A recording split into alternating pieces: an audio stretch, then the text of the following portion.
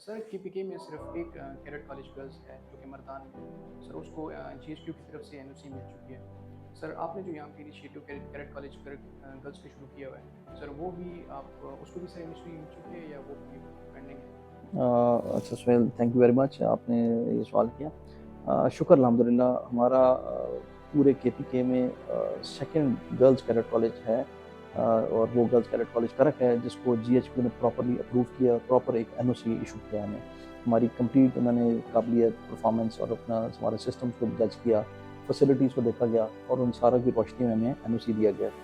یہاں میں یہ بتانا چاہوں گا کہ ہمارا جو گرلز کیڈٹ کالج کرک ہے، یہ نہ صرف کے پی کے، پورے پاکستان میں سب سے بہترین کیڈٹ کالج ہے. وائی آئی سے دیٹ؟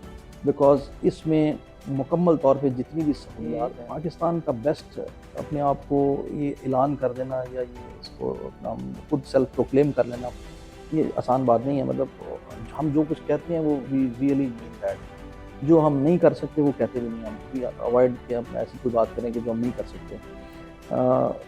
سہولیات کے لحاظ سے ایک تو ہمارا جو ٹوٹل رقبہ ہے، ہمارے پاس 600 پلس کنال کا رقبہ ہے جس میں ہم نے کیڈٹ کالجز کو اپنا جو ہم نے بنایا. لوگوں کو کچھ یہ بھی غلط فہمی ہوتی ہے کہ بوائے اور گرلز کیڈٹ کالج ساتھ ساتھ ہیں تو شاید شیئرڈ فیسلٹیز ہیں. یہ بھی ایک اپنا جو ہے شدید غلط فہمی ہے. ہماری جو گرلز اور بوائز کی کیڈٹ کالجز ہیں دونوں کی ٹوٹلی سیپریٹ 100% جو فیسلٹیز ہیں وہ علیحدہ علیحدہ ہیں. اور اس میں سوئمنگ پول آ جاتا ہے. گرلز کا علیحدہ سوئمنگ پول ہمارا بن رہا ہے، اور گرلز کا جو سوئمنگ پول ہے وہ کورڈ سوئمنگ پول ہے، اور وہ hot and cool swimming pool ہے جو کہ پورا سال جو ہے وہ ایکٹیو رہے گا. مثال میں نے آپ کو دیا ایسا ہاٹ اینڈ کول پورے سال چلنے والا سوئمنگ پول پورے پاکستان میں کسی بھی کیڈٹ کالج کے پاس نہیں ہے شاید. ٹھیک ہے. نمبر 2، علیحدہ سے جمنیزیم ہے، علیحدہ سے باقی اسپورٹس کی گراؤنڈ ہیں، فیسلٹیز ہیں.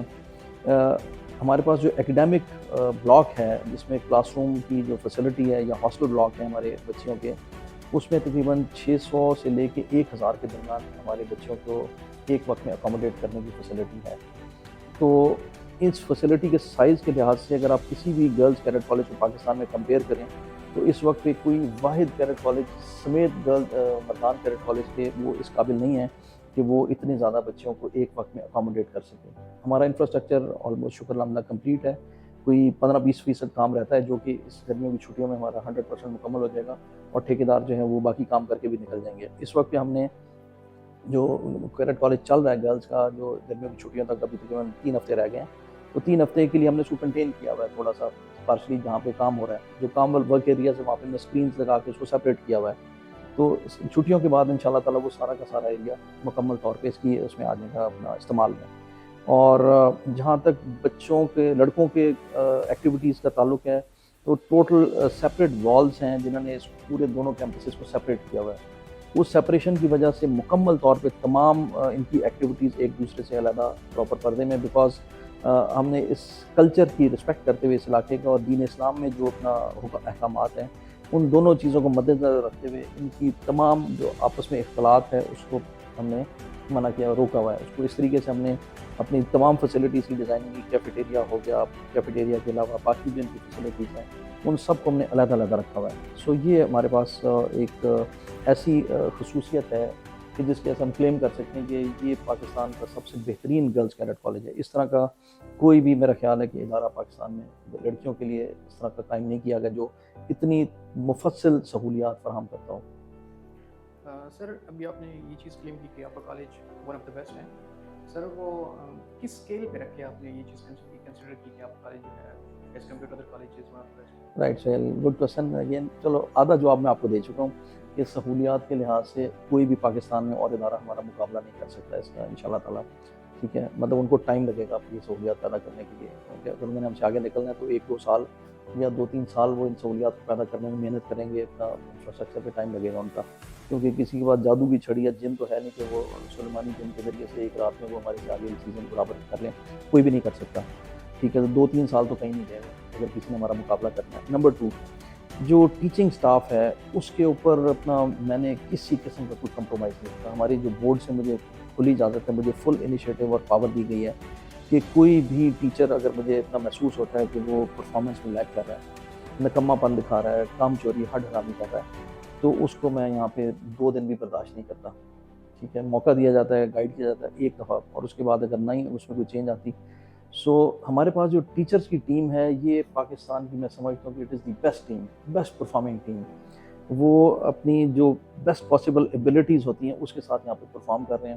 They are the most motivated team. شکر الحمدللہ کسی قسم کا جو ہے ٹیم کے اندر کوئی سیاست بازی اور اس طرح کے آپس کے اپنا جو ٹائم ویسٹنگ جو ہوتے ہیں ٹینڈنسی وہ نہیں ہے.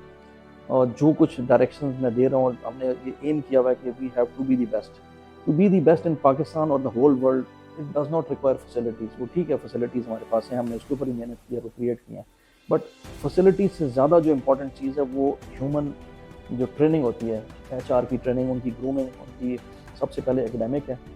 نمبر 2 اکیڈیمک کی بات آ جاتی ہے ان کی دینی اور اخلاقی تعلیم ہے، کردار سازی یا گرومنگ کہہ لو اس کو. گرومنگ کے اوپر ہمارا کسی قسم کا کوئی کمپرومائز نہیں ہے. عام طور پہ مختلف جو جتنے بھی ہمارے ملک میں سسٹم چل رہے ہیں، دین اور دنیا دونوں کی تعلیم علیحدہ علیحدہ سے دی جاتی ہے. اور بچے، میرا اپنا ذاتی تجربہ بھی یہی ہے کہ بچے ساری زندگی کنفیوز رہتے ہیں کہ اب میں دین پہ عمل کروں یا میں اپنا دنیا کے عمل پہ عمل درآمد کروں، کس پہ رہ کے میں ٹھیک راستے پہ ہوں. اور ساری زندگی اس کنفیوژن میں آپس میں سوئچ مارتے رہتے ہیں. کبھی وہ دین کی طرف زیادہ انکلائنڈ ہو جاتے ہیں، کبھی وہ دنیا کی طرف زیادہ انکلائنڈ ہو جاتے ہیں.